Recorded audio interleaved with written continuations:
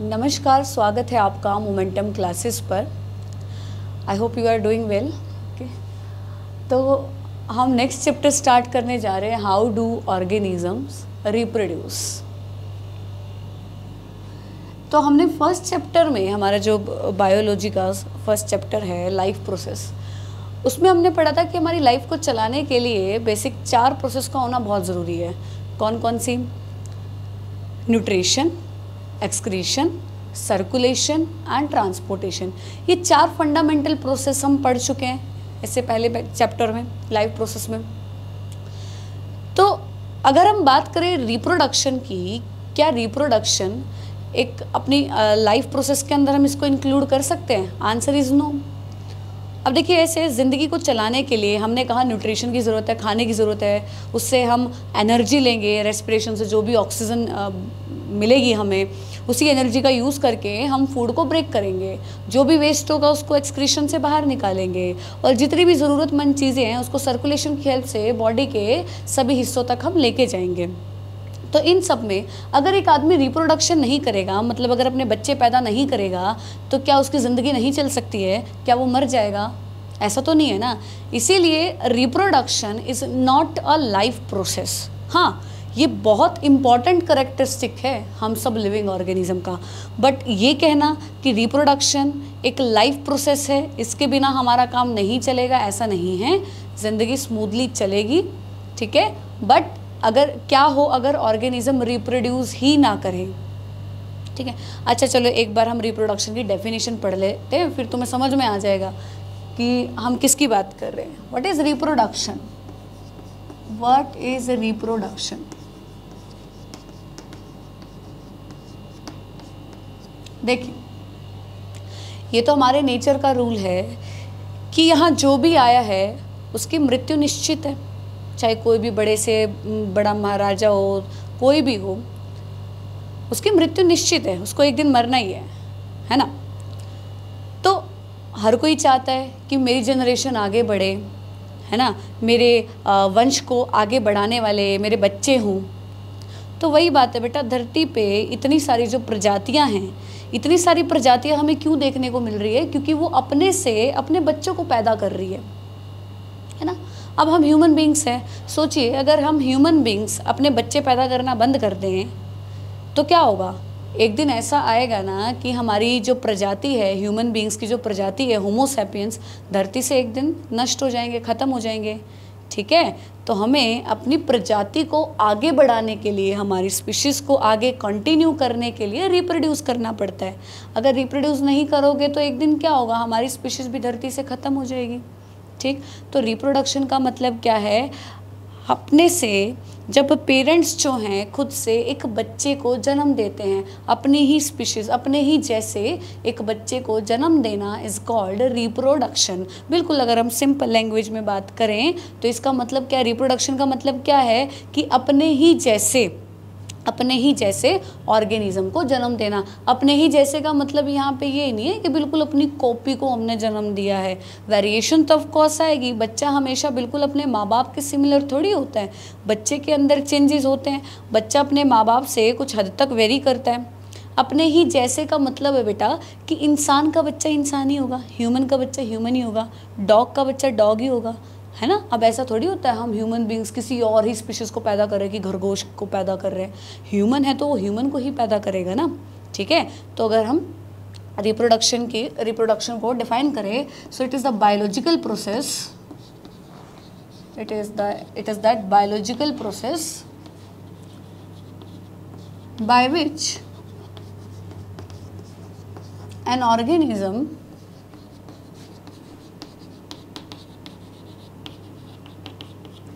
will give birth to an individual similar to itself।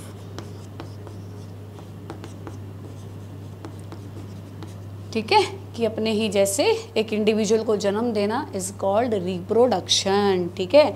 तो जिसको हम जन्म देंगे इस इंडिविजुअल को बेटा ऑफस्प्रिंग बोला जाता है, ऑफस्प्रिंग, है ना। और जो जन्म दे रहा है, जो जन्म दे रहा है वो क्या है, उसका पेरेंट है, ठीक है।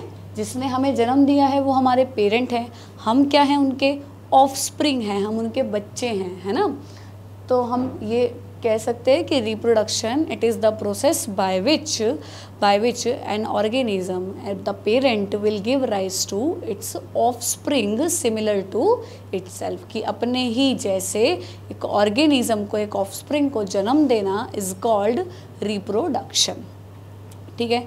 तो इस चैप्टर में हम पढ़ने वाले हैं कि रिप्रोडक्शन के क्या क्या टाइप्स हैं, है ना। इसका थोड़ा बहुत बेसिक पार्ट आप 8th क्लास में पढ़ चुके हो, हैं। तो रिप्रोडक्शन को हमने ब्रॉडली 2 हिस्सों में डिवाइड किया है। कौन कौन से, सेक्सुअल एंड एसेक्सुअल रिप्रोडक्शन। देखिए सिग्निफिकेंस तो आप समझ चुके हो ना, रिप्रोडक्शन की इम्पोर्टेंस क्या है। इम्पोर्टेंस तो यही है कि हमें क्या करना है, लाइफ की कॉन्टिन्यूटी को बरकरार रखना है। अगर रिप्रोड्यूस नहीं करेगी कोई प्रजाति, कोई इंडिविजुअल अगर रिप्रोड्यूस नहीं करेगा तो एक दिन क्या होगा, एक दिन वो जो प्रजाति है वो धरती से ख़त्म हो जाएगी, ठीक है। So it is very important for maintaining continuity of life, continuity of life, ठीक है। तो हम आगे बात कर रहे थे टाइप्स ऑफ रिप्रोडक्शन की, जो कि हैं सेक्सुअल एंड एसेक्सुअल। आज इन डिफरेंस को हम एकदम क्लियर करेंगे, क्या इनके बीच में बेसिक डिफरेंस होता है, ठीक है।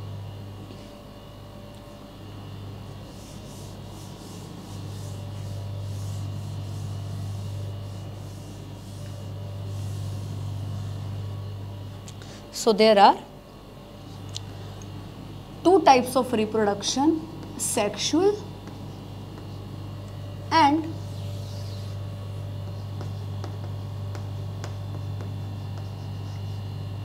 asexual reproduction, ठीक। तो आप कभी से जो डेफिनेशन पढ़ते आए हो सेक्सुअल और एसेक्सुअल रिप्रोडक्शन की, क्या डेफिनेशन पढ़ी है कि सेक्सुअल रिप्रोडक्शन के अंदर 2 पेरेंट इन्वॉल्व होते हैं, एसेक्सुअल रिप्रोडक्शन के अंदर एक ही पेरेंट इन्वॉल्व होता है। यही पढ़े हो ना, that sexual reproduction involves 2 parents and asexual reproduction involves only 1 parent,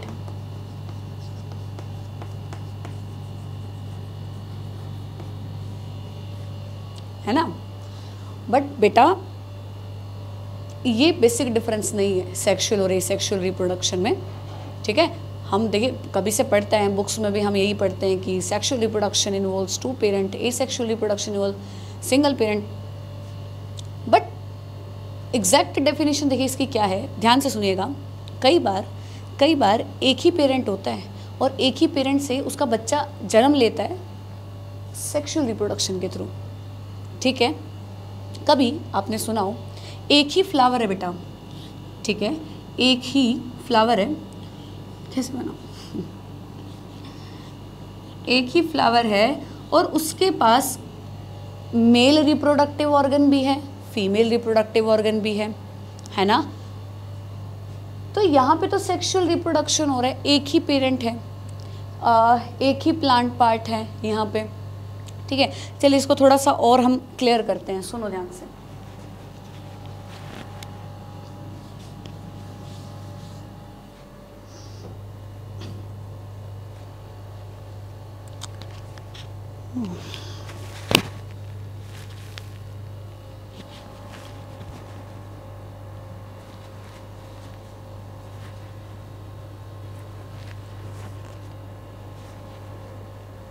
सुनो देखो, रिप्रोडक्शन में एक क्या इंपॉर्टेंट प्रोसेस हो रही है कि जो माँ बाप हैं या एक ही पेरेंट है मान लो, वो अपने जेनेटिक इन्फॉर्मेशन को, वो अपने करेक्टर्स को किसके अंदर भेज रहा है, अपने बच्चे के अंदर भेज रहा है। पहले कॉन्सेप्ट समझते हैं, इसके इनके बीच में डिफरेंस बाद में पढ़ेंगे, पहले कॉन्सेप्ट समझते हैं। देखिए जो पेरेंट्स हैं, parents transfer their characters to offspring.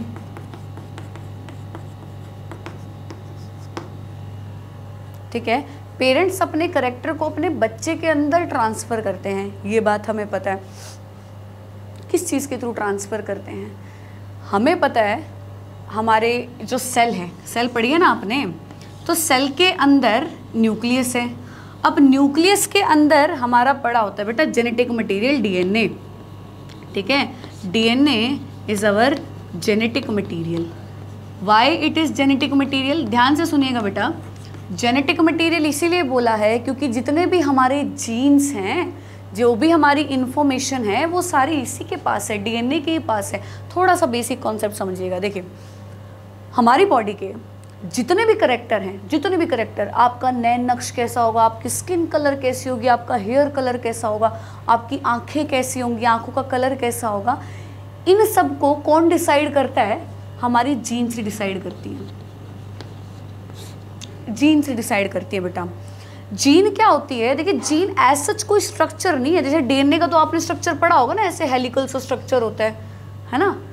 Gene क्या होती है? इस डीएनए के ऊपर लिखी हुई जो इन्फॉर्मेशन है ना, कि हाँ भाई इसका देखो कलर कॉम्प्लेक्शन ऐसा बनना चाहिए, इसके बाल कर्ली बनने चाहिए, इसका स्किन इसका आइज़ का कलर ऐसा होना चाहिए। तो जीन क्या है बेटा? वो इन्फॉर्मेशन है। ठीक है, जो किसके ऊपर लिखी हुई है? हमारे डीएनए के ऊपर लिखी हुई है। समझे? जीन का काम क्या होता है? ये डिसाइड करना कि हमारी बॉडी के कैरेक्टरिस्टिक्स कैसे होंगे, हमारी हाइट, वेट, सब कौन डिसाइड कर रहा है? हमारे जीन से डिसाइड कर रहे हैं। ठीक है, और वो जीन कहाँ पे है? हमारे डीएनए में है। ठीक, और जो हमारा डीएनए है ना, ऐसे बिखरा नहीं हुआ है। हमारा डीएनए एक बहुत बढ़िया स्ट्रक्चर के अंदर पैक है, जिसको हम क्रोमोसोम बोलते हैं। जिसको हम क्या बोलते हैं? Chromosome.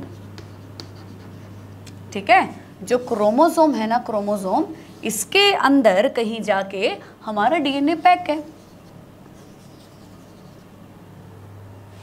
I hope this is clear. क्या बोला मैंने? हमारी बॉडी के जितने भी कैरेक्टर्स होंगे, उन सब की जो इन्फॉर्मेशन है, जो मैसेज है, उसको हमने क्या कहा है? जीन कहा है बेटा। ठीक है, और ये जीन किसके ऊपर लिखे हुए हैं? डीएनए नामक स्ट्रक्चर के ऊपर ये सारी इन्फॉर्मेशन, ये सारा मैसेज लिखा हुआ है। और ये जो डीएनए है वो किसके अंदर पैक है बेटा? क्रोमोसोम के अंदर पैक है। ऐसे बिखरे नहीं हुए, क्रोमोसोम के अंदर पैक है। तो आई होप आप समझ गए होंगे क्रोमोसोम क्या है हमारे। ठीक है, क्रोमोसोम एक ऐसा स्ट्रक्चर है जिसके अंदर हमारा डीएनए है, और उस डीएनए के ऊपर हमारी सारा मैसेज लिखा हुआ है कि क्या, कौन सी प्रोटीन कैसे बनानी है हमारी बॉडी की, वो सारा मैसेज किसके ऊपर लिखा हुआ है? डीएनए के ऊपर लिखा हुआ है। तो अगर पेरेंट्स को अपने करेक्टर अपने बच्चों के अंदर भेजने हैं तो क्या भेजना पड़ेगा? अपना डीएनए भेजना पड़ेगा ना, है। और डीएनए ऐसे तो जाएगा नहीं खुल्लम खुल्ला। डीएनए किसके अंदर पैक है? क्रोमोसोम के अंदर पैक है। तो उस जेनेटिक इन्फॉर्मेशन को कौन लेके जा रहा है? क्रोमोसोम अपने अंदर पैक करके लेके जा रहे हैं। ठीक है, तो पेरेंट्स से बच्चे के अंदर क्या जाएंगे? उसके क्रोमोसोम जाएंगे। ठीक है, वो क्रोमोसोम जिनके अंदर उनकी जेनेटिक इन्फॉर्मेशन है, उनके जीन्स प्रेजेंट हैं, और वो जीन्स बच्चे के अंदर जाएंगे, तभी वो जो बच्चा होगा वो अपने माँ बाप जैसा होगा। ठीक है, I hope this concept is clear. ठीक है, अब अगला कॉन्सेप्ट सुनिए।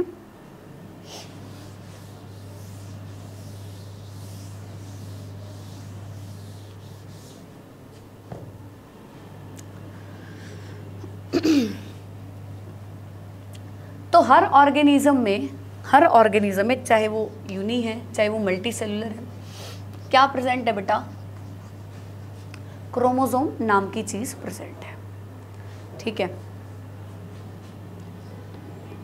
क्रोमोसोम जिसके अंदर क्या है? हमारा डीएनए है। बेटा कुछ ऑर्गेनिज्म ऐसे होते हैं जिनके अंदर ये क्रोमोसोम पेयर में होते हैं, जोड़े में होते हैं। जैसे हमारे अंदर टोटल कितने क्रोमोसोम हैं? 46 क्रोमोसोम है ना। तो कितने का जोड़ा है? 23 का, 23 है ना। 23 × 2। तो इसको हम कैसे लिखेंगे? डिप्लॉयड। इसको हम कैसे लिखेंगे? डिप्लॉयड। देखिए मुझे ना इतना सब इसीलिए समझाना पड़ रहा है क्योंकि फिर आपको ना ये गैमेट और ये सब समझ नहीं आएगा। गैमेट क्या है, क्रोमोसोम क्या है, बच्चे हमेशा इसी में कंफ्यूज रहते हैं। हालांकि इसका एक पार्ट हम जेनेटिक्स में भी पढ़ेंगे, आगे जो हम पढ़ने वाले हैं हेरिडिटी एंड इवोल्यूशन, उसमें भी इसका कुछ पार्ट पढ़ेंगे। बट अगर हमें ये चैप्टर समझना है, रिप्रोडक्शन समझना है, तो हमें बेसिक नॉलेज होनी चाहिए इसकी कि डीएनए क्या होता है, क्रोमोसोम क्या होता है, गैमेट्स क्या होते हैं। ठीक है, रटना नहीं है चीज़ों को कि हाँ भाई उसमें गैमेट्स आते हैं, वो फ्यूज़ होते हैं, जाइगोट बनाते हैं, रटी रटाई चीज़ें नहीं पढ़नी है। हमें अपना कॉन्सेप्ट क्लियर करना है कि एक्चुअल में क्रोमोसोम क्या है, डीएनए क्या है, गैमेट्स क्या हैं। ठीक है, तो मैंने क्या कहा कि हर ऑर्गेनिज्म में अब क्या प्रेजेंट है, क्रोमोसोम प्रेजेंट है, और यही क्रोमोसोम ही अपने बच्चे को दे रहा है ऑफ कोर्स। ठीक है, तो किसी के क्रोमोसोम तो होते हैं बेटा पेयर में, जिनके क्रोमोसोम पेयर में होते हैं उनको हम बोलेंगे डिप्लॉइड, और किसी के अंदर ये पेयर में नहीं होते हैं बेटा, अनपेयर्ड क्रोमोसोम होते हैं, तो उनको हम बोलते हैं एन हैप्लॉइड। उनको हम क्या बोलेंगे, हैप्लॉइड बोलेंगे बेटे। ठीक है, सब समझ में आएगा, सब कॉन्सेप्ट क्लियर होगा। अभी थोड़ा सा धैर्य रखिए। तो हमारे नेचर का रूल ये कहता है कि जितने क्रोमोसोम अपने पेरेंट्स में हैं, बच्चे के अंदर भी उतने ही क्रोमोसोम जाने चाहिए। जैसे हमारे अंदर 46 क्रोमोसोम हैं अगर, तो हमारे बच्चे के अंदर भी कितने क्रोमोसोम जाने चाहिए, 46 क्रोमोसोम जाने चाहिए। ठीक है, तो अगर मैं बात करूं सेक्सुअल रिप्रोडक्शन की, अगर मैं बात करूं सेक्सुअल रिप्रोडक्शन की, जिसके अंदर इन्वॉल्व होते हैं 2 पेरेंट, जैसे मैं ह्यूमन बींग्स का ही अगर यहाँ पे एग्जाम्पल लूँ, तो ह्यूमन बींग्स में फादर एंड मदर। ठीक है, दोनों के ही पास कितने क्रोमोसोम है, 46 क्रोमोसोम है। पता ही है हम लोग क्या हैं, डिप्लॉइड है ना, पेयर में है हमारे क्रोमोसोम। और बच्चे के अंदर कितने जाने चाहिए, ये जो इनका बच्चा होगा इसके अंदर भी कितने क्रोमोसोम जाने चाहिए, 46 क्रोमोसोम जाने चाहिए। तो हमें क्या करना पड़ेगा, आधे क्रोमोसोम फादर से लेने पड़ेंगे और आधे क्रोमोसोम मदर से लेने पड़ेंगे, तब जाके बच्चे के अंदर 46 जाएंगे ना। अगर 46 ही फादर से आ जाएंगे, 46 ही मदर से आ जाएंगे, तो क्या होगा, बच्चे का क्रोमोसोम नंबर कितना हो जाएगा, 92 हो जाएगा, जो कि बिल्कुल गलत है ना। ये तो नेचर ने रूल बनाया ना, मेरे को माँ बाप के अंदर जितने क्रोमोसोम बच्चे में भी उतने ही भेजो। तो हमें क्या करना पड़ेगा, 23 क्रोमोसोम फादर से और 23 क्रोमोसोम हमें लेने पड़ेंगे मदर से। तो बेटा ये जो स्ट्रक्चर बना है यहाँ पे, जिसके अंदर पेरेंट्स के हाफ क्रोमोसोम प्रेजेंट है, समझे क्या बताया। यहाँ पे ये जो स्ट्रक्चर बनेगा ना, जिसके अंदर पेरेंट्स के हाफ क्रोमोसोम प्रेजेंट है, इस स्ट्रक्चर को गैमेट बोला जाता है। इस स्ट्रक्चर को गैमेट बोला जाता है। तो ये कहना बिल्कुल गलत नहीं होगा कि गैमेट हमारे कैरियर हैं, जो कि माँ बाप की इन्फॉर्मेशन को, माँ बाप की जेनेटिक इन्फॉर्मेशन को उसके बच्चे तक लेके जाते हैं।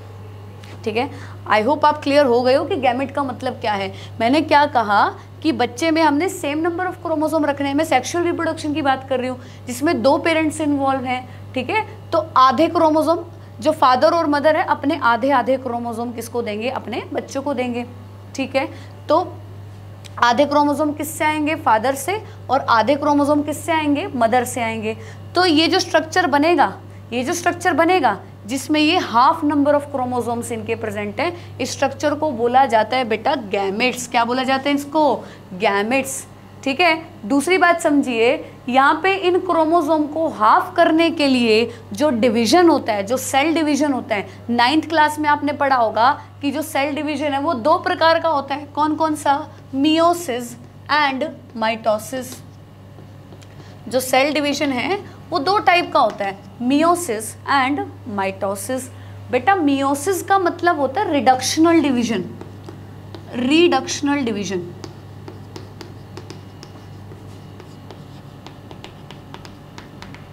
ठीक है। और जो माइटोसिस है, दिस इज इक्वेशनल डिवीजन। देखिए इतना घबराने की बात नहीं है, बहुत सिंपल सी चीज़ है।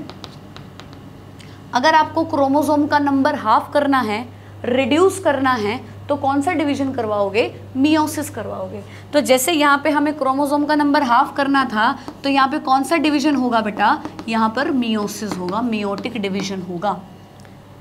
ठीक है, बाकी बॉडी की जितनी भी सेल्स हैं, जितनी भी सोमेटिक सेल्स हैं हमारी, इनको छोड़ के, इन सेल्स को छोड़ के जो क्या बनाएंगी, गैमेट बनाएंगी। जो सेल्स गैमेट बनाते हैं ना बेटा, उनको जर्म सेल्स बोला जाता है। जो सेल्स क्या बनाएंगी, गैमेट बनाएंगी, उन सेल्स को क्या बोला जाता है, जर्म सेल्स बोला जाता है, ठीक है। इनके अलावा बॉडी की जितनी भी सेल्स बच गई, आपकी हेड टू टो जितनी भी सेल्स बच गई, उनको सोमैटिक सेल्स बोला जाता है, सोमैटिक सेल्स, ठीक है। तो गैमेट हमेशा किससे बनेंगे? गैमेट बनेंगे जर्म सेल्स से। तो जर्म सेल्स में मियोसिस होता है, रिडक्शनल डिवीजन होता है, जो क्रोमोसोम का नंबर हाफ कर देता है ना। हाफ करने क्यों ज़रूरी है? क्योंकि बच्चे के अंदर सेम नंबर ऑफ क्रोमोसोम जाने चाहिए, जितने उसके पेरेंट्स में हैं उतने ही क्रोमोसोम बच्चे के अंदर जाने चाहिए। इसीलिए हमें हाफ एक पेरेंट से लेने पड़ते हैं, हाफ दूसरे पेरेंट से लेने पड़ते हैं, ठीक है। तो ये जो स्ट्रक्चर बनेगा जिसमें ये हाफ नंबर ऑफ क्रोमोसोम है, इस स्ट्रक्चर को हम क्या बोलेंगे बेटा? इस स्ट्रक्चर को हम गैमेट बोलेंगे, जो कि आपस में फ्यूज करके क्या बनाएंगे? जाइगोट बनाएंगे, है ना। जो पहली सेल बनती है एक बच्चे की, जो सबसे पहली सेल बनती है गैमेट के फ्यूजन से, उसको क्या बोला जाता है? जाइगोट बोला जाता है। अब बच्चा एक सेल से थोड़ी बन जाएगा, बच्चे को तो बहुत सारी सेल्स चाहिए ना, पता ही है, हम हायर कैटेगरी के ऑर्गेनिज्म है। सेल से टिश्यू बनाना है, टिश्यू से ऑर्गन बनाना है, ऑर्गन से पूरा ऑर्गन सिस्टम डेवलप करना है, तो एक सेल थोड़ी रहेगी भाई, एक सेल डिवाइड कर जाएगी। अब तो हमें क्रोमोसोम नंबर कितना रखा है? 46 ही रखना है ना, तो अब कौन सा डिवीजन करवा दोगे? अब तुम माइटोसिस करवा दोगे, ठीक है। कहीं भी तुम्हें इंजरी हुई है, तुम्हारी पुरानी सेल्स है, नई सेल्स बनानी है, तो उन सब में माइटोसिस करवाओगे। क्रोमोसोम नंबर हमें इक्वल रखना है बाकी सेल्स में। यहाँ देखो ये जो जाइगोट बना है इसमें 46 क्रोमोसोम है अब, है ना। अब इससे पूरा बच्चा बनाना है, पूरा बच्चा डेवलप करेगा। उस बच्चे में मिलियन ट्रिलियंस ऑफ सेल्स हैं, तो उनको बनाने के लिए कौन सा डिवीजन करवाना पड़ेगा? माइटोसिस करवाना पड़ेगा। अब थोड़ी हम हाफ करवाएंगे, है ना। तो आई होप ये कॉन्सेप्ट आपको क्लियर हो गया है कि गैमेट बनाने के लिए हमें क्या करना पड़ेगा? मियोसिस करना पड़ेगा, मियोसिस, ठीक है। फादर और मदर हमारे 2n 2n है ना, 2n 2n डिप्लॉयड है ना, डिप्लॉयड, तो n आएगा फादर से, n आएगा मदर से, हाफ क्रोमोसोम फादर से, हाफ क्रोमोसोम मदर से, तब जाके बच्चा 2n बनेगा, डिप्लॉयड बनेगा, ठीक है। अब मैंने इतनी सारी स्टोरी क्यों बताई? फाइनल कंक्लूजन पे हम आ जाते हैं। बेटा सेक्सुअल रिप्रोडक्शन को जब भी तुम डिफाइन करोगे तो इसमें ये पॉइंट सबसे इम्पॉर्टेंट होता है कि सेक्सुअल रिप्रोडक्शन के अंदर गैमेट फ्यूज होते हैं, ठीक है। क्या बोला मैंने? सेक्सुअल रिप्रोडक्शन के अंदर these sex cells, these gamete cells will fuse with each other, जबकि एसेक्सुअल रिप्रोडक्शन में ऐसा कभी भी नहीं होता है। सो इंस्टेड ऑफ सेइंग कि sexual reproduction involve 2 parents, asexual involve single parent, ठीक है, ये कंप्लीट डेफिनेशन नहीं है हमारी, क्योंकि बहुत से ऐसे ऑर्गेनिज्म हैं जिनमें एक ही पेरेंट होता है और उनमें गैमेट फ्यूज होते हैं, सेक्सुअल रिप्रोडक्शन होता है, ठीक है। तो इसकी करेक्ट डेफिनेशन क्या बनेगी कि sexual reproduction involves fusion of gamete, जबकि एसेक्सुअल रिप्रोडक्शन में गैमेट नाम की चीज का फ्यूजन नहीं होता है ना। चलो यहाँ पे एक एसेक्सुअल रिप्रोडक्शन का और केस ले लेते हैं।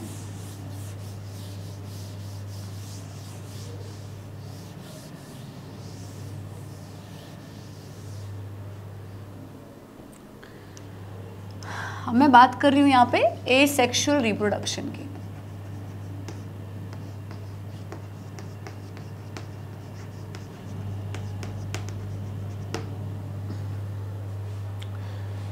तो कोई भी XYZ ऑर्गेनिज्म मान लो, ठीक है, और उसके अंदर, उस पेरेंट के अंदर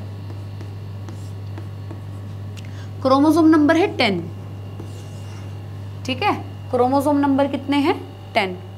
और उसके बच्चे के अंदर भी कितने क्रोमोसोम जाने चाहिए? 10 जाने चाहिए। तो यहाँ पे क्या तुम्हें मियोसिस करवाने की ज़रूरत है? यहाँ पे मियोसिस करवाने की कोई ज़रूरत नहीं है। क्यों भाई? पेरेंट के अंदर अगर 10 क्रोमोसोम है, बच्चे के अंदर भी तो हमें 10 भेजने हैं, तो यहाँ पे कोई मियोसिस नहीं होगा, ना ही यहाँ पर गैमेट का फ्यूजन। देखो भाई, वैसे तो एसेक्सुअल रिप्रोडक्शन में कभी गैमेट बनते नहीं है, ठीक है। उन्हीं की जो सेल्स होते हैं, उन्हीं की जो बॉडी होती है, क्योंकि एसेक्सुअल रिप्रोडक्शन बहुत ऐसा रिप्रोडक्शन है जो कि सिंपल ऑर्गेनिजम्स में होता है, ठीक है। ज़्यादातर सिंपल ऑर्गेनिजम्स में होता है एसेक्सुअल रिप्रोडक्शन। तो उनमें ये मियोसिस करवाना, गैमेट बनाना, फिर उनको फ्यूज़ करवाना, इस तरह की कॉम्प्लेक्स चीज़ें नहीं होती है। सिंपल एक ऑर्गेनिज्म है, और उससे एक नया ऑर्गेनिज्म जन्म लेता है। यहाँ पे मियोसिस की ज़रूरत नहीं पड़ती है, यहाँ पर मियोसिस की ज़रूरत नहीं पड़ती है। ठीक है, ठीक है। अगर तुमसे कोई पूछे क्या एसेक्सुअल रिप्रोडक्शन में गैमेट बनते हैं, आंसर तुम क्या कहोगे? आंसर कहोगे नो भाई, एसेक्सुअल रिप्रोडक्शन में गैमेट नाम की चीज़ नहीं बनती है। गैमेट किसके अंदर बनाने की ज़रूरत है? सेक्सुअल रिप्रोडक्शन में, क्योंकि मैंने बताया ना क्रोमोसोम को हाफ करना पड़ेगा, इसीलिए तो हमें गैमेट की ज़रूरत पड़ रही है। जिस स्ट्रक्चर के अंदर वो हाफ क्रोमोसोम प्रेजेंट है उसको हमने क्या बोला है? गैमेट बोला है। तो गैमेट नाम की चीज़ किसके अंदर बनेगी? सेक्सुअल रिप्रोडक्शन के अंदर बनेगी।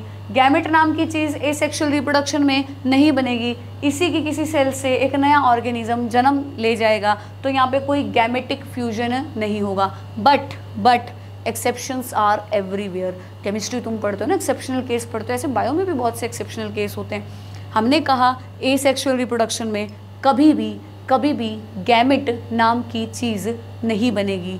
लेकिन एक बहुत ही इंटरेस्टिंग केस है हनी बी का, ध्यान से सुनना।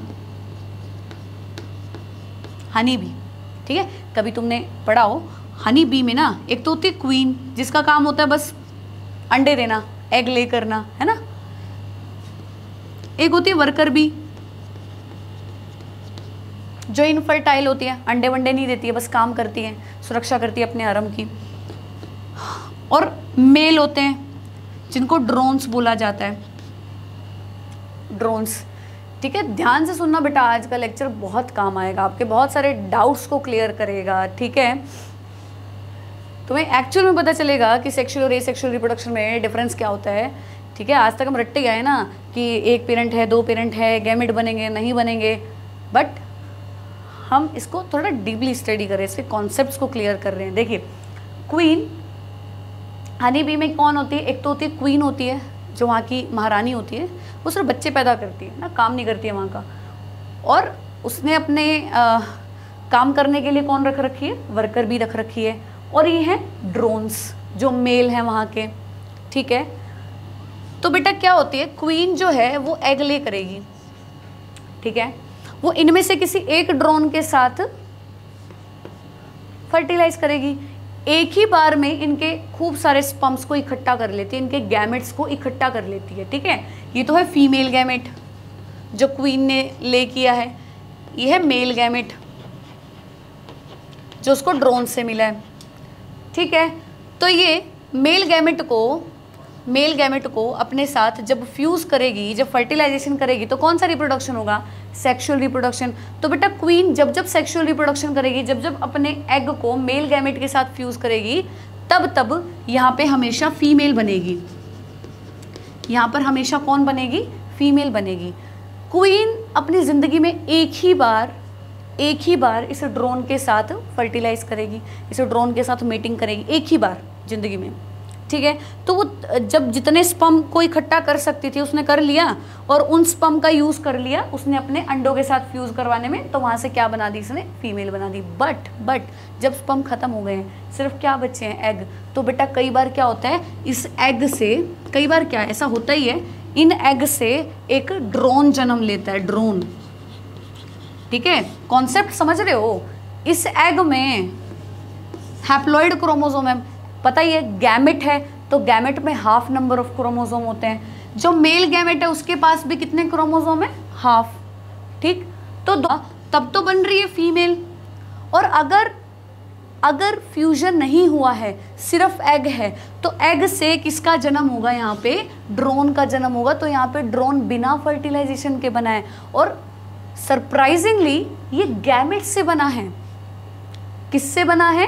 गैमेट से। ये एसेक्सुअल रिप्रोडक्शन से बना है। तो ऐसे ऑर्गेनिज्म जो बिना फर्टिलाइजेशन के जन्म लेते हैं, डायरेक्ट गैमेट से जिनका जन्म हुआ है, ऐसे ऑर्गेनिज्म को नहीं, ऐसी प्रोसेस को पार्थिनोजेनेसिस बोला जाता है बेटा।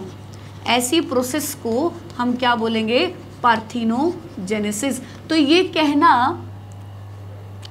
कहना कि एसेक्सुअल रिप्रोडक्शन में गैमेट्स कभी भी इन्वॉल्व नहीं होते, गलत है। एसेक्सुअल रिप्रोडक्शन में गैमेट्स इन्वॉल्व हो सकते हैं, लेकिन उनका फ्यूजन कभी भी नहीं होना चाहिए।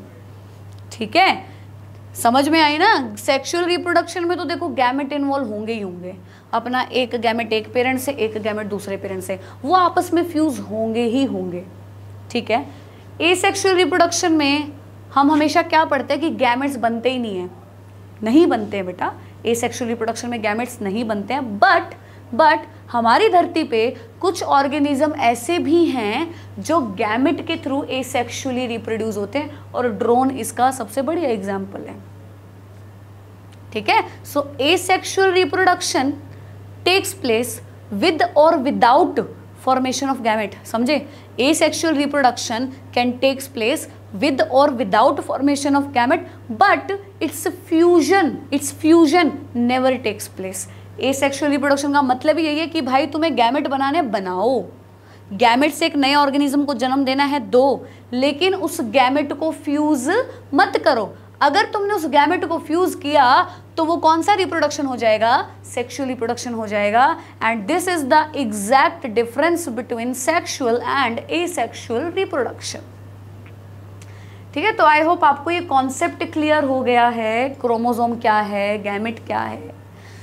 सीधी सी बात है भाई, हर ऑर्गेनिज्म, क्योंकि हमने चैप्टर के बिल्कुल शुरुआत में बोला था कि रिप्रोडक्शन जब भी होगा, एक ऑर्गेनिज्म अपने से जो बच्चा बनाएगा वो बच्चा बिल्कुल उसके जैसे होगा। अगर एक ह्यूमन बीइंग है तो ह्यूमन बीइंग ही पैदा होगा, कोई और प्रजाति तो पैदा नहीं होगी ना। इसका कारण, इसका रीज़न हमने क्या बताया है, क्योंकि भाई ह्यूमन बीइंग का डीएनए जा रहा है उसके अंदर, है ना। ह्यूमन बीइंग्स का क्या जा रहा है, डीएनए जा रहा है। उसे डीएनए के अंदर क्या है, वो सारी इन्फॉर्मेशन लिखी हुई है, जीन लिखे हुए हैं, हाँ भाई इसके अंदर ये सिस्टम डेवलप होगा, ये होगा, ये होगा, ये होगा। तो ये डीएनए कॉपी हुई है, बिल्कुल ब्लूप्रिंट तैयार हो, भाई बच्चा ऐसा बनेगा, बिल्कुल बिल्कुल ह्यूमन बीइंग की तरह बनाना है हमने। क्योंकि डीएनए किसका आया, डीएनए ह्यूमन बीइंग का आया है, ठीक है। और वो डीएनए मैंने तुम्हें बता ही दिया कि डीएनए ऐसे नहीं पड़ा होता, डीएनए क्रोमोसोम में प्रॉपरली अरेंज होता है, ठीक है। तो वही क्रोमोसोम बच्चे के अंदर जाएंगे, और किसके थ्रू जाएंगे बेटा, गैमेट्स के थ्रू जाएंगे, गैमेट्स के थ्रू, ठीक है। और अगर हम सेक्सुअल रिप्रोडक्शन की बात करें, सेक्सुअल रिप्रोडक्शन की बात करें, क्योंकि दो पेरेंट इन्वॉल्व है तो हाफ क्रोमोसोम एक से लेने पड़ेंगे, हाफ क्रोमोसोम एक से लेने पड़ेंगे, तभी जाके उस बच्चे के क्रोमोसोम नंबर अपने पेरेंट्स के सिमिलर होंगे, ठीक। तो ये दोनों गैमेट आपस में क्या कर जाएंगे, फ्यूज कर जाएंगे, और इसी को हमने क्या कहा है, सेक्सुअल रिप्रोडक्शन कहा है, जब भी गैमेट का फ्यूजन होता है, ठीक है। एसेक्सुअल में क्या कहा हमने, गैमेट का फ्यूजन कभी भी नहीं होता है, ठीक है। कुछ बुक्स लिख के देगी गैमेट बनते ही नहीं है, बट हमने एक्सेप्शनल केस पढ़ लिए कि कई बार एक बच्चा गैमेट से डायरेक्टली डेवलप हो जाता है, तो उसको हमने क्या कहा है, पार्थेनोजेनेसिस, जो बिना फर्टिलाइजेशन के बना है, गैमेट का फ्यूजन नहीं हुआ है, ठीक है। तो मेन जो डिफरेंस है सेक्सुअल और एसेक्सुअल रिप्रोडक्शन में यही है। अब आपका दूसरा डाउट क्लियर करते हैं। तो मैंने कहा कि हमने पहली लाइन में क्या पढ़ा, sexual reproduction involve 2 parents, asexual reproduction involve single parent. ये बात बिल्कुल सही है। अगेन एक्सेप्शंस आर एवरीवेयर, ठीक है। कुछ ऑर्गेनिज्म ऐसे हैं जिनमें एक ही पेरेंट होता है बेटा, एक ही पेरेंट के अंदर दोनों गैमेट बनते हैं, मेल गैमेट भी बनता है, फीमेल गैमेट भी बनते हैं, ठीक है। कई बार डिफ्रेंसिएशन भी नहीं होता कि मेल गैमेट है, फीमेल गैमेट है, क्या है। तो एक ऑर्गेनिज्म में कई बार दोनों गैमेट बनते हैं, एक ही पेरेंट होता है और दोनों का फ्यूजन होता है। तो ये कहना सही नहीं होगा कि asexual reproduction always involves single parent, ठीक है। इसका एग्जांपल दूँ, जैसे एक ऑर्गेनिज्म है बेटा टेपवर्म,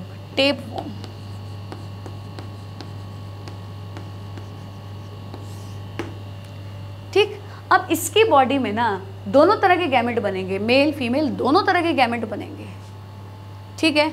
अब इसका ऐसा चक्कर नहीं है कि हाँ भाई मेल गैमेट किसी और फीमेल को ढूंढेगा उसकी, या फिर फीमेल गैमेट है किसी और के मेल गैमेट के साथ फ्यूज़ करेगी, नहीं। इसी की बॉडी है, इसी की बॉडी के अंदर वो दोनों गैमेट्स आपस में फ्यूज़ हो जाएंगे, ठीक है। तो यहाँ तो सिंगल पेरेंट इन्वॉल्व है ना,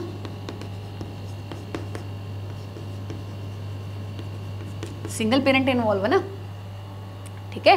तो एसेक्सुअल रिप्रोडक्शन में सेक्सुअल रिप्रोडक्शन में कई बार एक ही पेरेंट इन्वॉल्व होता है, बट उसकी खास बात क्या होती है, उस एक पेरेंट के अंदर 2 गैमेट आपस में फ्यूज होने चाहिए, तभी हम उसको क्या बोलेंगे, सेक्सुअल रिप्रोडक्शन, ठीक है।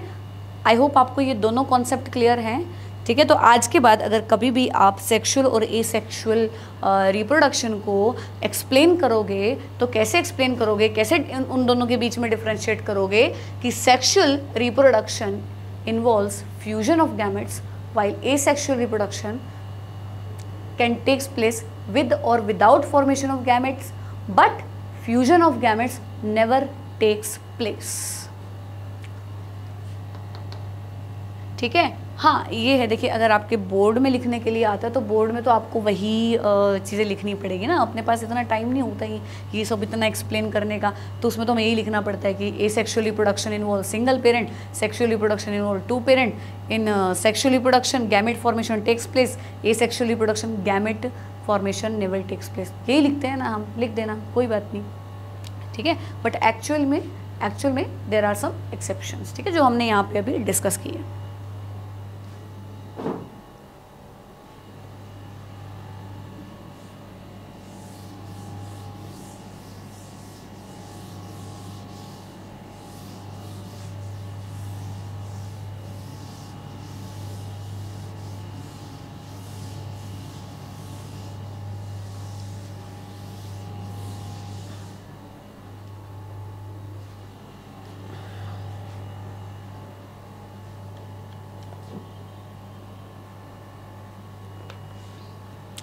तो हम अपने बाकी डिफरेंसेस की तरफ बढ़ते हैं।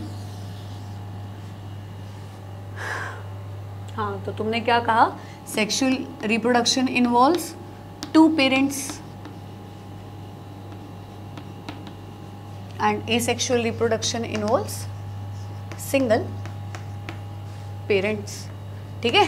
कीपिंग एक्सेप्शंस असाइड, एक्सेप्शंस को अपना साइड में रखो, बट जो बेसिक चीज़ है, जो मेन चीज़ है वो यही है, sexual reproduction involve two parents and asexual reproduction involve single parent. In sexual reproduction gametogenesis कुछ नहीं है, गैमेटोजेनेसिस क्या है, गैमेट बनने की प्रोसेस को गैमेटोजेनेसिस बोला जाता है। गैमेटोजेनेसिस टेक्स प्लेस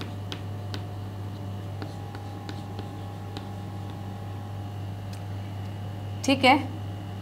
और जबकि एसेक्सुअल रिप्रोडक्शन में अगेन एक्सेप्शंस को साइड रखें, gametes are not formed, gametes are not formed in asexual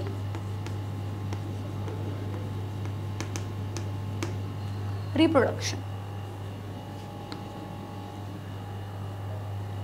वही अपना इंपॉर्टेंट पॉइंट हम यहाँ पे ऐड करते हैं कि fusion of gametes, fusion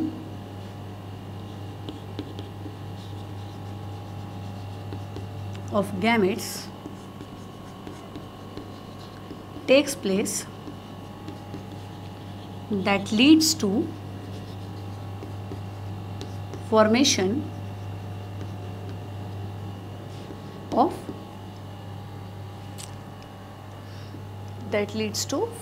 of zygote, ठीक है। बट ये बात तो हमें पता है कि गैमेट भले ही, इसमें कुछ एक्सेप्शनल केसेस में गैमेट भले ही बन जाए बट उनका फ्यूजन कभी भी नहीं होगा। Gametic fusion never takes place, never takes place. ये सबसे इंपॉर्टेंट पॉइंट है इसका।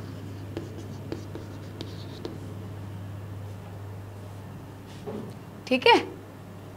इसके अंदर गैमेट को बनाने के लिए कौन सा डिवीजन बताया था, मियोसिस बताया था ना, ठीक है। Meiotic division,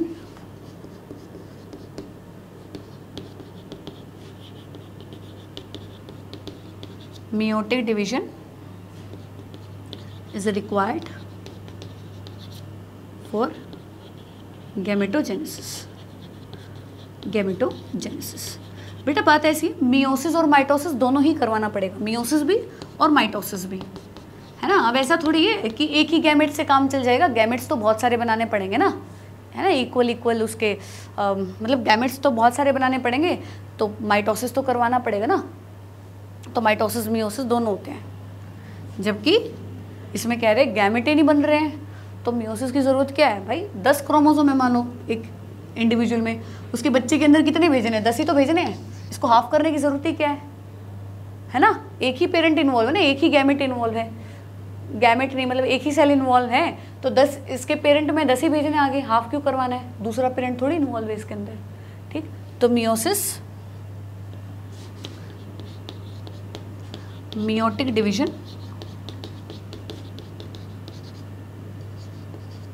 do not occur, only mitosis होगा भी तो माइटोसिस होगा, only mitosis, only mitosis.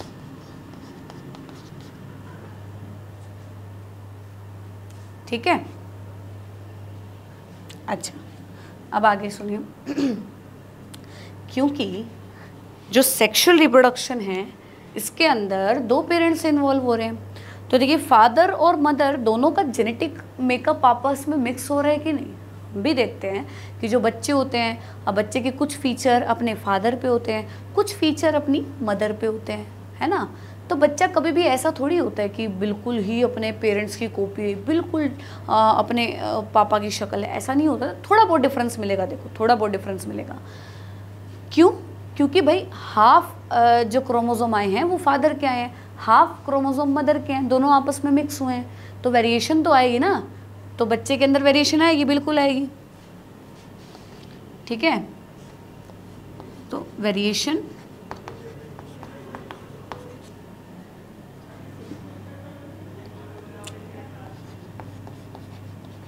occurs in sexual reproduction,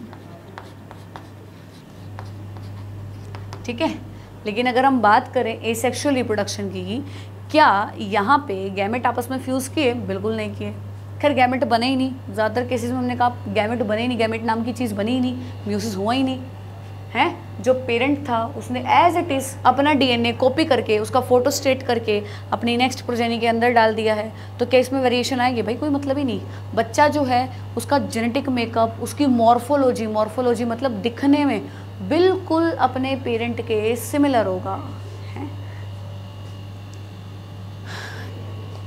so the offspring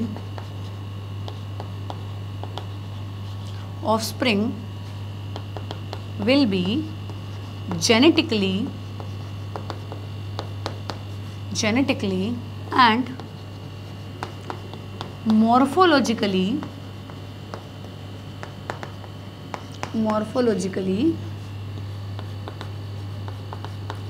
similar to its parent, ठीक है। बच्चा जो है जेनेटिकली और मॉर्फोलॉजिकली मतलब बाहर से बिल्कुल दिखने में अपने पेरेंट के सिमिलर होगा। तो ऐसे बच्चे को बेटा क्लोन बोला जाता है। ऐसे बच्चे को हम क्या बोलेंगे? क्लोन बोलेंगे, क्लोन, ठीक है।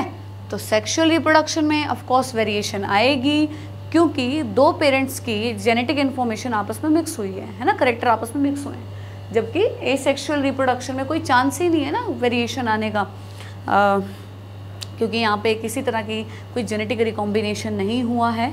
तो बच्चा जो होगा वो दिखने में बिल्कुल अपने पेरेंट्स के सिमिलर होगा।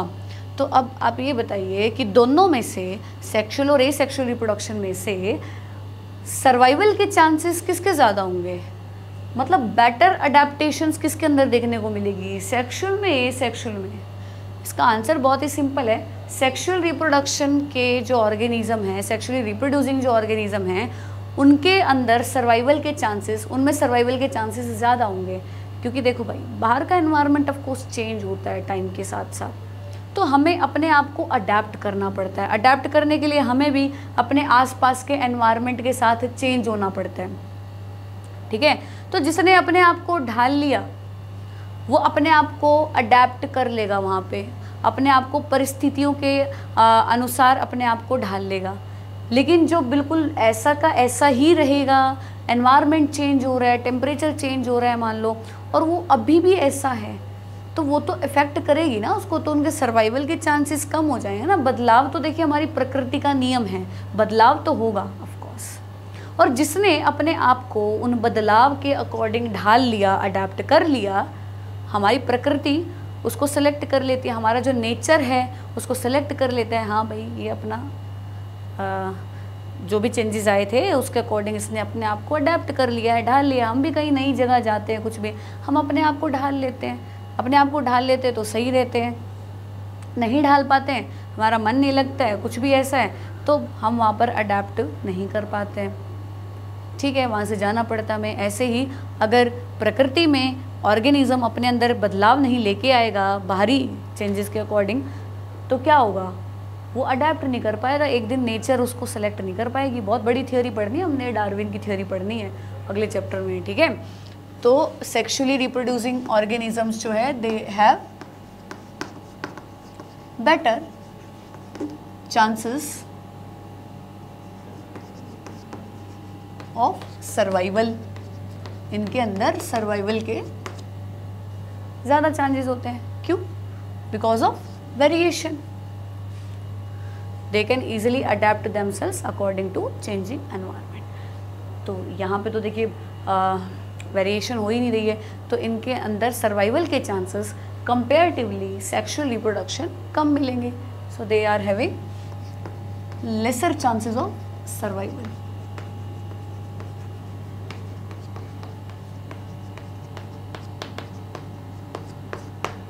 लेसर चांसेस ऑफ सर्वाइवल, ठीक है। बहुत ज़रूरी होती है वेरिएशंस आनी। सोचिए अगर हमारे अंदर वेरिएशन नहीं आती, हम ये मानते हैं ना हमारे जो पूर्वज है वो बंदर हैं, तो हमारा बॉडी का पोस्चर पहले अलग हुआ करता था, हम बंदर जैसे हुआ करते थे, है ना, ऐसे हाथों का और पैरों का यूज़ करके ऐसे चला करते थे। अगर ये वेरिएशंस नहीं आती तो हम क्या ह्यूमन बींग्स बन पाते हैं? बिल्कुल नहीं। तो हमारा इवोल्यूशन ही किस वजह से हुआ है? Due to variation. वेरिएशन आएगी तभी तो इवोल्यूशन होगा, अगला चैप्टर यही तो है, ठीक है। They are having scope of evolution, they can evolve. जो सेक्सुअली रिप्रोड्यूसिंग ऑर्गेनिज्म है दे कैन इवॉल्व देमसेल्व्स। क्यों? क्योंकि उनके अंदर वेरिएशंस आ रही हैं, ठीक है। जबकि इनके अंदर ये सेक्सुअली रिप्रोड्यूसिंग ऑर्गेनिजम्स जो हैं इनमें इवोल्यूशन के चांसेस बहुत कम है। क्यों? वेरिएशन ही नहीं आ रही है, ठीक है। तो I hope you are clear about the difference between sexual and asexual reproduction. जो लास्ट चीज़ हमारी रह गई है वो है एग्जाम्पल इनके, कि सेक्सुअल रिप्रोडक्शन किसके अंदर होता है और एसेक्सुअल रिप्रोडक्शन किसके अंदर होता है। तो ध्यान से सुनो बेटा, तो आज तक जो तुम एग्जाम्पल पढ़ते आए हो उसमें क्या पढ़ा है तुमने, कि जो एसेक्सुअल रिप्रोडक्शन है वो ज़्यादातर it is mostly takes place in unicellular organisms,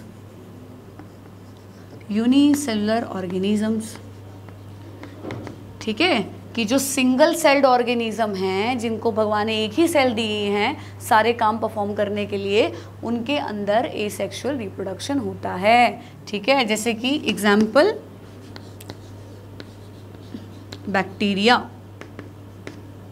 है ना, और अमीबा, प्रोटोजोन है ना ये हमारे, बैक्टीरिया, अमीबा, पैरामीशियम, यूग्लिना। तो नेक्स्ट क्वेश्चन ये बनता है कि क्या asexual reproduction multi cellular organisms के अंदर होता है?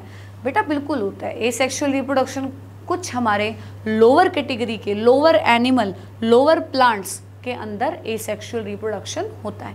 तो ये कहना बिल्कुल गलत है कि एसेक्सुअल रिप्रोडक्शन सिर्फ यूनिसेलुलर ऑर्गेनिज्म में होता है। हमारी छोटी कैटेगरी के जो प्लांट हैं, एनिमल हैं, उनके अंदर भी एसेक्सुअल रिप्रोडक्शन होता है, ठीक है। जैसे कि हाइड्रा का नाम आपने सुना होगा, हाइड्रा क्या है? एनिमल है, छोटी कैटेगरी का एनिमल है हाइड्रा, ठीक है। एल्गी छोटी कैटेगरी का प्लांट है, इसके अंदर भी एसेक्सुअल रिप्रोडक्शन होता है, ठीक है। हाइड्रा, एल्गी, फंगी के भी बहुत से मेंबर में एसेक्सुअल रिप्रोडक्शन होता है, ठीक है। लेकिन ज़्यादातर, अच्छा मैंने ये सेक्सुअल की तरफ लिख दिया है, कोई बात नहीं, ये बात तो हमें पता ही है कि ज़्यादातर जो हमारे यूनिसेलुलर ऑर्गेनिज्म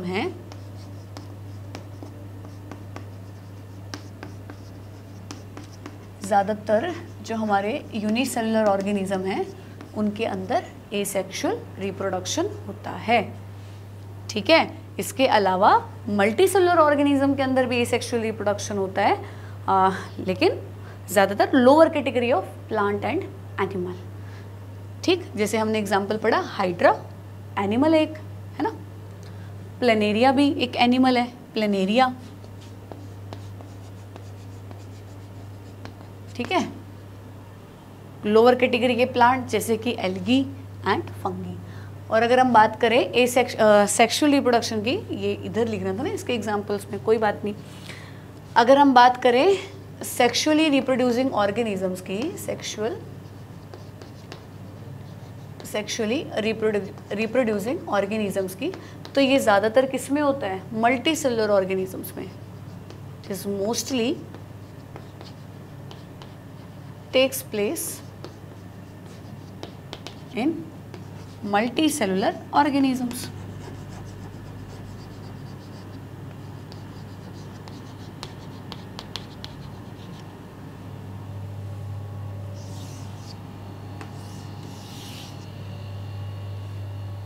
ठीक है। अच्छा, अगर आपसे ये कहें कि क्या सेक्सुअल रिप्रोडक्शन यूनिसेलुलर ऑर्गेनिजम्स में पॉसिबल है ना? हमने देखो यहाँ इस एग्जाम्पल से तो यही पढ़ा है कि देखो भाई एसेक्सुअल रिप्रोडक्शन जो होता है वो ज़्यादातर यूनिसेलुलर में, लेकिन मल्टी सेलुलर में भी हो जाता है। जो लोअर कैटेगरी ऑफ अपने मल्टी सेलुलर ऑर्गेनिज्म है उनमें एसेक्सुअल रिप्रोडक्शन पॉसिबल है। बट अब क्वेश्चन ये है कि क्या सेक्सुअल रिप्रोडक्शन यूनिसेलुलर ऑर्गेनिजम्स में पॉसिबल है? Answer is again yes.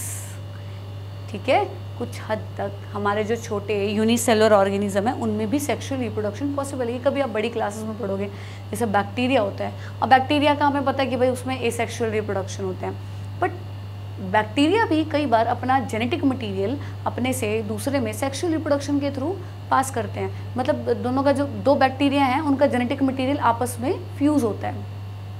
ठीक है, कभी बड़ी क्लासेस में पढ़ोगे। सेक्स पिलाई होती है बैक्टीरिया के अंदर, जिनके थ्रू उनका कॉन्जुगेशन होता है, अपने जेनेटिक मटेरियल को वो लोग एक्सचेंज करते हैं। ठीक है, बट सेक्सुअल रिप्रोडक्शन जो है एसेक्सुअल जो यूनिसेलुलर ऑर्गेनिज्म है उनमें बहुत कम देखने को मिलता है। ठीक है, तो I hope you are clear about the difference between sexual and asexual reproduction. ठीक है, तो आज का हमारा इंट्रोडक्शन पार्ट इस चैप्टर का ख़त्म होता है। तो आज के इंट्रोडक्शन से हम क्या सीखे हैं? हम अपने कॉन्सेप्ट के बारे में बहुत क्लियर हैं। हमने क्या सीखा कि रिप्रोडक्शन एक ऐसी प्रोसेस है, धरती पे रहने वाले जितने भी ऑर्गेनिजम्स हैं वो अपनी प्रजाति को, अपने वंशज को आगे बढ़ाने के लिए अपने बच्चों को जन्म देते हैं, और उस प्रोसेस को हमने क्या कहा है? रिप्रोडक्शन कहा है। ठीक है, तो रिप्रोडक्शन जो होता है बेसिकली उसमें जो ऑर्गेनिज्म है वो अपने ही जैसे बच्चे को जन्म देगा, है ना। अगर ह्यूमन बीइंग है, ह्यूमन बीइंग को ही जन्म देगा। इसका रीज़न हमने क्या पढ़ा है? क्योंकि जब भी रिप्रोडक्शन होता है तो पेरेंट अपने से एक डीएनए नाम की चीज़ बच्चे के अंदर भेजते हैं। उस डीएनए के अंदर वो सारा ब्लूप्रिंट तैयार हो रखा होता है कि हाँ भाई बच्चे के अंदर ये सिस्टम डेवलप करने हैं हमने, जो उस ह्यूमन बीइंग के थे वही सेम अगले बच्चे के अंदर होने चाहिए। इसीलिए ऑर्गेनिज्म अपने ही जैसे बच्चे को जन्म देगा, डीएनए की फोटोकॉपी हो जाएगी। ठीक है, और वो फोटोकॉपी आगे बच्चे के अंदर ट्रांसफ़र होनी है। फिर मैंने कहा ये जो डीएनए है, डीएनए ये किसके अंदर पैक होता है? हमारा क्रोमोसोम नाम की चीज़ के अंदर। अब वो जो क्रोमोसोम है वही बच्चे के अंदर ट्रांसफ़र हो रही है। अब सेक्सुअल रिप्रोडक्शन के अंदर क्योंकि दो पेरेंट इन्वॉल्व हैं, दो पेरेंट, तो जितने क्रोमोसोम अपने माँ बाप के अंदर है उतने ही क्रोमोसोम हमारे बच्चे के अंदर जाने चाहिए। ठीक, तो हाफ क्रोमोसोम एक पेरेंट से आएंगे, जैसे फादर से आएंगे, हाफ क्रोमोसोम मदर से आएंगे, तब जाके बच्चे के अंदर क्रोमोसोम नंबर सेम रहेगा। अगर उतने ही क्रोमोसोम फादर से आ गए, उतने ही मदर से आ गए तो डबल हो जाएंगे ना, तो हमें हाफ हाफ करने की ज़रूरत पड़ती है। इसीलिए सेक्सुअल रिप्रोडक्शन में कौन सा डिवीजन करवाना पड़ता है? मियोसिस करवाना पड़ता है। और मियोसिस से जो स्ट्रक्चर बनता है जिसमें अभी हाफ क्रोमोसोम है, उस स्ट्रक्चर को क्या बोला जाता है? गैमेट बोला जाता है। तो गैमेट क्या होते हैं? कैरियर होते हैं हमारी जेनेटिक इन्फॉर्मेशन के, जिनका फ्यूज़न होने के बाद क्या बनता है? जाइगोट बनता है। वहीं एसेक्सुअल रिप्रोडक्शन में गैमेट नाम की चीज़ की कोई ज़रूरत ही नहीं है। बट हमने एक्सेप्शन पढ़ा है कि कुछ ऑर्गेनिज्म ऐसे होते हैं जिनमें गैमेट बनते हैं और वो बिना फ्यूज़ हुए डायरेक्टली एक बच्चे को जन्म दे देते हैं। हनी बी का हमने केस पढ़ा है। ठीक है। फिर हमने कहा क्योंकि यहाँ पे फादर और मदर की जेनेटिक इन्फॉर्मेशन आपस में मिक्स हो रही है, इसी वजह से बच्चा जो होगा वो अपने माँ बाप से कुछ हद तक वेरी करेगा, बच्चे के अंदर वेरिएशन आएंगी। तो सेक्सुअल रिप्रोडक्शन इन्वॉल्व्स वेरिएशन, जबकि एसेक्सुअल रिप्रोडक्शन में किसी तरह की कोई जीन की मिक्सिंग नहीं हो रही है, एक ही पेरेंट है और उसी पेरेंट का जो DNA as it is photocopy होकर उसके बच्चे के अंदर जा रहा है, तो उसके अंदर वेरिएशन का कोई चांस नहीं है। तो बच्चा जो होगा वो बिल्कुल अपने पेरेंट की कॉपी होगा, जेनेटिकली भी मॉर्फोलॉजिकली भी। तो ऐसे बच्चे को हम क्या बोलेंगे? क्लोन बोलेंगे, ठीक है। सेक्सुअल रिप्रोडक्शन की बात करें, क्योंकि इनके अंदर वेरिएशंस आ रही हैं, जिनके अंदर वेरिएशंस होंगी उनमें अडेप्ट करने की क्षमता ज़्यादा होगी। एनवायरनमेंट चेंज होगा, वो अपने आप को ईजिली चेंज कर सकते हैं। इनमें वेरिएशंस आ रही है ना, तो इनके सर्वाइवल के चांसेस ज़्यादा है, जबकि इनके सर्वाइवल के चांसेस कम है, क्योंकि वेरिएशन तो आ नहीं रही है।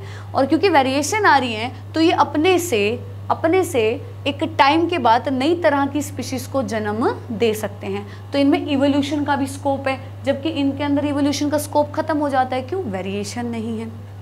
फिर हमने इनके एग्जाम्पल पढ़े कि एसेक्सुअल रिप्रोडक्शन जो है वो ज़्यादातर अपने सिंपल ऑर्गेनिजम्स के अंदर होता है, यूनिसेलुलर के अंदर होता है, और मल्टीसेलुलर के अंदर भी अगर होगा तो वो अपने छोटे लेवल के प्लांट और एनिमल के अंदर होगा, ठीक है। और जबकि सेक्सुअल रिप्रोडक्शन जो है it takes place mostly in multicellular organism. तो आई होप आज का टॉपिक आपको क्लियर हो गया। हमने इंट्रोडक्शन पार्ट खत्म कर लिया है। इस चैप्टर को हमने 2 हिस्सों में डिवाइड किया है, सेक्सुअल एंड एसेक्सुअल रिप्रोडक्शन, ठीक है। तो कल हम एसेक्सुअल रिप्रोडक्शन से स्टार्ट करेंगे, देन हम पढ़ेंगे सेक्सुअल रिप्रोडक्शन। सेक्सुअल रिप्रोडक्शन एक टॉपिक हमने पढ़ना है प्लांट्स के अंदर, एक हमने पढ़ना है ह्यूमन बींग्स के अंदर, और फिर लास्ट में एक रिप्रोडक्टिव हेल्थ का छोटा सा टॉपिक पढ़ेंगे, ठीक है। तो आई होप आज का कॉन्सेप्ट आपको बिल्कुल क्लियर हो गया है।